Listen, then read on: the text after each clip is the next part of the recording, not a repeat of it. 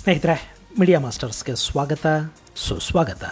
ಗೆಳೆಯರೆ, ಸಿರಿಧಾನ್ಯ ಮಿಲೆಟ್ಸ್ ಇವತ್ತು ಮನುಷ್ಯ ಹಾಗೂ ಪ್ರಕೃತಿ ಎರಡರ ಆರೋಗ್ಯವನ್ನು ಕಾಪಾಡೋದಕ್ಕೆ ಅತ್ಯಗತ್ಯ ಅನ್ನಿಸ್ತಾ ಇರೋ ಧಾನ್ಯ ಈ ಮಿಲೆಟ್ಸ್. ಇದನ್ನು ಕಿರುಧಾನ್ಯ ಅಂತ ಕರಿತಾ ಇದ್ರು, ಆದರೆ ಆರೋಗ್ಯದ ಸಿರಿ ಇದರಲ್ಲಿದೆ ಅನ್ನೋದು ಅರ್ಥ ಆದ ನಂತರ ಇದು ಸಿರಿಧಾನ್ಯ ಆಯಿತು. ಮಿಲೆಟ್ಸ್ ಬಗ್ಗೆ ಜನರಿಗೆ ವಿಪರೀತ ಪ್ರೀತಿ ಇದೆ, ಆದರೆ ಅದನ್ನು ಹೇಗೆ ಬಳಸಬೇಕು ಅನ್ನೋದು ಸಾಕಷ್ಟು ಜನಕ್ಕೆ ಗೊತ್ತಿಲ್ಲ. ಈ ಗೊತ್ತಿಲ್ಲ ಅನ್ನೋದನ್ನೇ ಕೆಲವರು ಬಂಡವಾಳ ಮಾಡ್ಕೊಂಡಿದ್ದಾರೆ. ಹೀಗಾಗಿನೇ ನಮ್ಮಲ್ಲಿ ತರಾವರಿ ಸಿರಿಧಾನ್ಯದ ಪುಡಿಗಳು, ಶಕ್ತಿಪೇಯಗಳು, ಹೆಲ್ತ್ ಮಿಕ್ಸ್ಗಳು ಮಾರುಕಟ್ಟೆಗೆ ದಾಂಗುಡಿ ಇಡ್ತಾ ಇವೆ. ಡಿಫರೆಂಟ್ ಬ್ರ್ಯಾಂಡ್ಗಳಲ್ಲಿ ದಿನ ಒಂದೊಂದು ಮಿಲೆಟ್ ಮಿಕ್ಸ್ ಬಿಡುಗಡೆ ಆಗ್ತಾ ಇದೆ. ಎಲ್ಲ ಥರದ ಸಿರಿಧಾನ್ಯಗಳನ್ನು ಮಿಕ್ಸ್ ಮಾಡಿ ಅದಕ್ಕೆ ಡ್ರೈ ಫ್ರೂಟ್ಸು ಸೇರಿಸಿ ಆರ್ಗ್ಯಾನಿಕ್ ಬೆಲ್ಲ ಹಾಕಿದೀವಿ ಅಂತ ಹೇಳ್ತಾ ಪ್ಯಾಕ್ ಮಾಡಿದ ಬ್ರ್ಯಾಂಡೆಡ್ ಪುಡಿಗಳನ್ನು ಮಾರಾಟ ಮಾಡೋರ ಸಂಖ್ಯೆ ಕೂಡ ದಿನೇ ದಿನೇ ಹೆಚ್ಚಾಗ್ತಾ ಇದೆ. ಹುಟ್ಟಿದ ಮಕ್ಕಳಿಗೂ ಕೂಡ ಈ ಮಿಲೆಟ್ ಆಹಾರವನ್ನು ಕೊಡ್ತಾ ಇದು ತಾಯಿ ಹಾಲಿನಷ್ಟೇ ಶ್ರೇಷ್ಠ ಅಂತ ಕೂಡ ಕೆಲ ಕಂಪನಿಗಳು ಹೇಳ್ತಾ ಇವೆ. ಹಾಗಾದ್ರೆ ಸಿರಿಧಾನ್ಯಗಳ ಈ ಮಿಕ್ಸ್ ಅನ್ನೋದು ಎಷ್ಟು ಒಳ್ಳೆಯದು? ಹೀಗೆ ಸಿರಿಧಾನ್ಯಗಳನ್ನೆಲ್ಲ ಮಿಕ್ಸ್ ಮಾಡಿಕೊಂಡು ಒಂದೇ ಸಾರಿ ತಿಂದು ಬಿಡಬಹುದಾ? ಸಿರಿಧಾನ್ಯಗಳನ್ನು ಹೇಗೆ ಬಳಸಬೇಕು, ಎಷ್ಟು ಬಳಸಬೇಕು? ಇಂಥ ಸಿರಿಧಾನ್ಯಗಳ ಮಿಕ್ಸ್ಗಳನ್ನು ಬಳಸೋದ್ರಿಂದ ನಮ್ಮ ಆರೋಗ್ಯ ಸರಿ ಹೋಗುತ್ತಾ? ಇಂಥ ಪ್ರಶ್ನೆಗಳನ್ನು ಸಾಕಷ್ಟು ಜನ ಸಾಕಷ್ಟು ಬಾರಿ ಕೇಳ್ತಾ ಇರ್ತಾರೆ. ಅದನ್ನು ನಾನು ಹೇಳೋದಕ್ಕಿಂತ ಮಿಲೆಟ್ ಮ್ಯಾನ್ ಆಫ್ ಇಂಡಿಯಾ ಅಂತಲೇ ಖ್ಯಾತರಾಗಿರುವ ಪದ್ಮಶ್ರೀ ಪ್ರಶಸ್ತಿ ಪುರಸ್ಕೃತರು ಆದ ಡಾಕ್ಟರ್ ಖಾದರ್ ಅವರು ಹೇಳಿದರೆ ಅದು ಖಂಡಿತ ಸರಿ ಇರುತ್ತೆ. ಡಾಕ್ಟರ್ ಖಾದರ್ ವಲಿ ಅಮೆರಿಕಾದ ವಿಶ್ವವಿದ್ಯಾಲಯದಲ್ಲಿ ಪರಿಸರ ವಿಜ್ಞಾನದ ಬಗ್ಗೆ ಡಾಕ್ಟರೇಟ್ ಅನ್ನು ಪಡೆದವರು. ಬಹುರಾಷ್ಟ್ರೀಯ ಕಂಪನಿಗಳಲ್ಲಿ ಕೆಲಸ ಮಾಡಿ ಆ ನಂತರ ಪರಿಸರ ಹಾಗೂ ಆರೋಗ್ಯಗಳನ್ನು ಕಾಪಾಡುವ ನಿಟ್ಟಲ್ಲಿ ಆಹಾರ ವಿಜ್ಞಾನದ ಬಗ್ಗೆ ಮತ್ತು ಸಿರಿಧಾನ್ಯಗಳ ಬಗ್ಗೆ ಸಂಶೋಧನೆಯಲ್ಲಿ ತೊಡಗಿಸಿಕೊಂಡವರು. ಇವತ್ತು ಭಾರತದಲ್ಲಿ ಸಿರಿಧಾನ್ಯಗಳಿಗಿಷ್ಟು ಪ್ರಚಾರ ಸಿಗೋದಕ್ಕೆ ಮತ್ತು ಸಿರಿಧಾನ್ಯಗಳ ಬಗ್ಗೆ ವಿದೇಶಗಳಲ್ಲಿ ಕೂಡ ಆಸಕ್ತಿ ಹೆಚ್ಚಾಗ್ತಾ ಇರೋದಕ್ಕೆ ಕಾರಣ ಡಾಕ್ಟರ್ ಖಾದರ್. ಮಿಲೆಟ್ಸ್ ಅನ್ನ ಹೇಗೆ ಬಳಸಬೇಕು ಅನ್ನೋ ಬಗ್ಗೆ ಈ ಮಿಲೆಟ್ ಮ್ಯಾನ್ ಹೇಳಿದ್ರೇನೆ ಚಂದ ಅಲ್ವಾ? ಹಾಗಾದ್ರೆ ನಾವಿವತ್ತು ಬಳಸ್ತಾ ಇರೋ ಸಿರಿಧಾನ್ಯಗಳ ಮಿಕ್ಸ್ ಅನ್ನೋದು ನಿಜಕ್ಕೂ ಆರೋಗ್ಯಕರನ ಅನ್ನೋ ಬಗ್ಗೆ ಅವ್ರ ಬಾಯಲ್ಲೇ ಕೇಳಿಬಿಡೋಣ ಬನ್ನಿ. ಸಿರಿಧಾನ್ಯ ಅಂತ 5 ಧಾನ್ಯಗಳು ಮೈನರ್ ಮಿಲೆಟ್ಸ್ ಅಂತಾರೆ ಇಂಗ್ಲೀಷಲ್ಲಿ, ಮತ್ತು ಮೇಜರ್ ಮಿಲೆಟ್ಸು ಅಂತ ಇದೆ. ರಾಗಿ, ಜೋಳ, ಸಜ್ಜೆ, ಬರಗು, ಮತ್ತು ನಮ್ಮ ದೇಸಿ ತಳಿ ಮೆಕ್ಕೆಜೋಳ. ಈ 10 ಧಾನ್ಯಗಳನ್ನು ಮಿಲೆಟ್ಸ್ ಅಂತ ಕರೀತಾರೆ. ಮಿಲೆಟ್ಸ್ ತಿನ್ನೋದರಿಂದ ಅನೇಕ ಕಾಯಿಲೆಗಳು ದೂರ ಆಗ್ತಾ ಇದ್ದಾವೆ ಅನ್ನೋದು ಈಗ ಎಲ್ಲರಿಗೂ ಗೊತ್ತಾಗಿದೆ. ಆರೋಗ್ಯಕರವಾದ ನಮ್ಮ ಪಾರಂಪರಿಕ ಧಾನ್ಯಗಳನ್ನು ನಮ್ಮ ಗ್ರೀನ್ ರೆವಲ್ಯೂಷನ್, ಹರಿತ ವಿಪ್ಲವ ಅಂತ ಈ ತಜ್ಞರು ಬಂದು ಇದು ನಿಮ್ಮ ಊಟ ಅಲ್ಲ, ಹಂದಿಗಳ ಊಟ, ಜಾನುವಾರುಗಳ ಊಟ, ಕೋರ್ಸ್ ಗ್ರೈನ್ಸ್ ಈ ಥರ ಹೇಳಿ ನಮ್ಮನ್ನೆಲ್ಲ ದಿಕ್ಕು ತಪ್ಪಿಸಿದ್ದಾರೆ. ನಮ್ಮ ಸಿರಿಧಾನ್ಯಗಳು 5 ಧಾನ್ಯಗಳು ಏನಿವೆ, ಆರ್ಕ, ಸಾಮೆ, ನವಣೆ, ಕೊರ್ಲೆ, ಊದಲು, ನಾರಿನ ಅಂಶ ಹೆಚ್ಚಾಗಿಟ್ಟಿರೋದ್ರಿಂದ ರಕ್ತಕ್ಕೆ ಬಿಡುಗಡೆ ಮಾಡೋ ಸಕ್ಕರೆ ಪ್ರಮಾಣ ನಿಯಂತ್ರಣದಲ್ಲಿ ಇರುತ್ತೆ.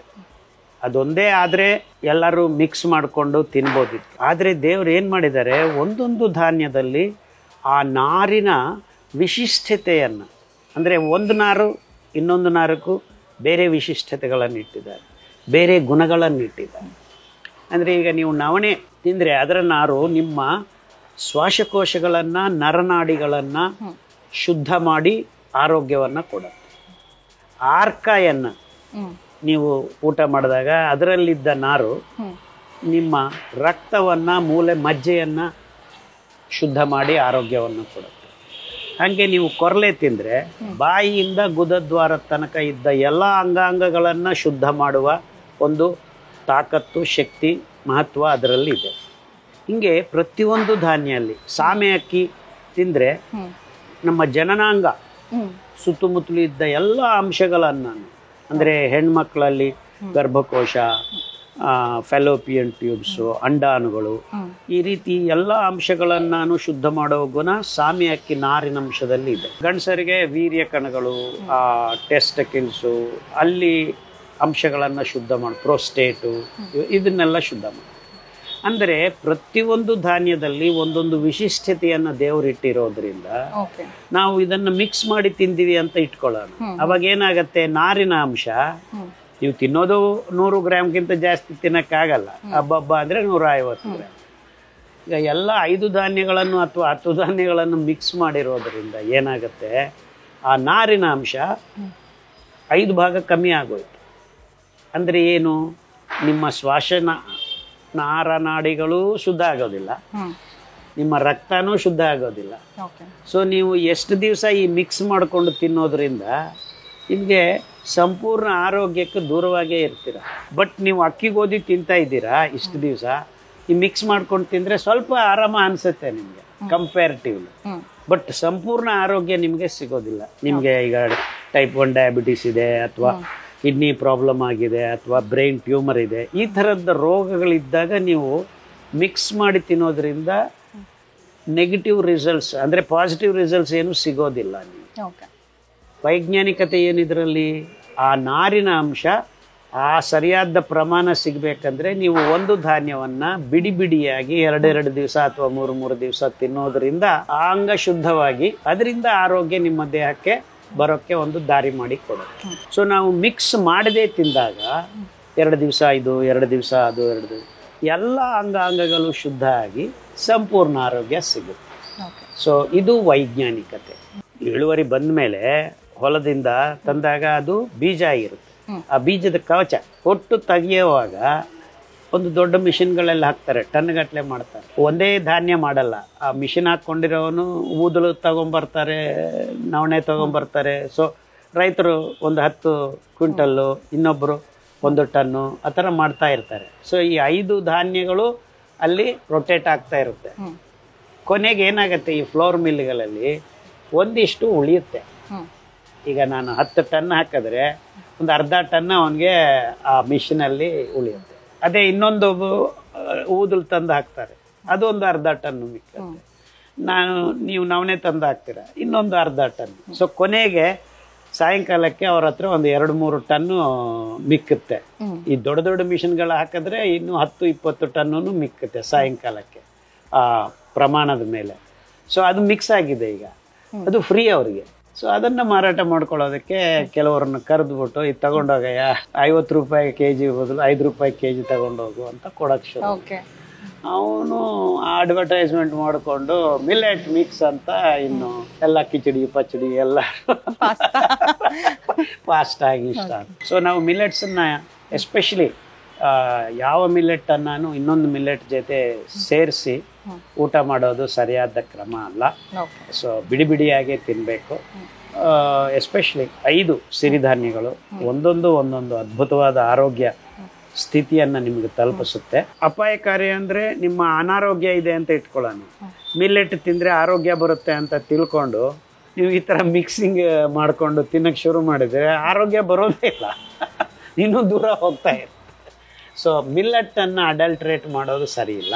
ಯಾಕೆಂದರೆ ಮಿಲ್ಲೆಟ್ಟಲ್ಲಿದ್ದ ನಾರಿನ ಅಂಶ ನಿಮಗೆ ಶುದ್ಧತೆಯನ್ನು ಮತ್ತು ಆರೋಗ್ಯವನ್ನು ತರ್ತಕ್ಕಂಥ ಒಂದು ಅದ್ಭುತವಾದ ಅಂಶ.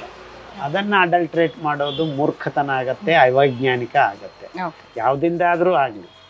ನಾನೇನು ಹೇಳ್ತಾ ಇದ್ದೀನಿ, ಒಂದು ಮಿಲ್ಲೆಟ್ಗೆ ಇನ್ನೊಂದು ಮಿಲ್ಲೆಟ್ ಆ್ಯಡ್ ಮಾಡಬೇಡಿ, ಅದರ ಆರೋಗ್ಯ ಕೊಡೋ ಶಕ್ತಿ ಅಷ್ಟು ಮಟ್ಟಿಗೆ ಕಮ್ಮಿ ಆಗತ್ತೆ ಅಂತ. ಸೊ ಒಂದೊಂದನ್ನು ಬಿಡಿಸಿ ಬದಲಾವಣೆ ಮಾಡಿ ಊಟ ಮಾಡಿ ಆರೋಗ್ಯವಾಗಿ ಜೀವನ ಮಾಡಿ ಅಂತ. ಯಾವುದೇ ಅಡಿಗೆ ನಿಮ್ಮ ಕೈಯಲ್ಲಿ ನೀವು ಮಾಡಿಕೊಂಡು ತಿನ್ನೋದೇ ಆರೋಗ್ಯ. ಇದರಲ್ಲಿ ಇನ್ನು ಎರಡನೇ ಮಾತಿಲ್ಲ.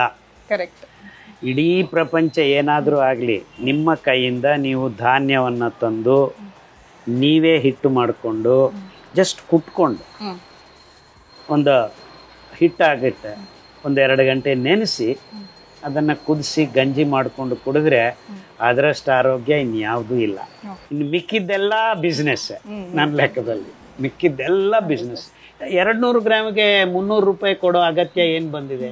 ನಿಮಗೆ ಕೆಜಿ ಧಾನ್ಯ 100 ರೂಪಾಯಿಗೆ ಸಿಗುತ್ತೆ ಅಲ್ವಾ?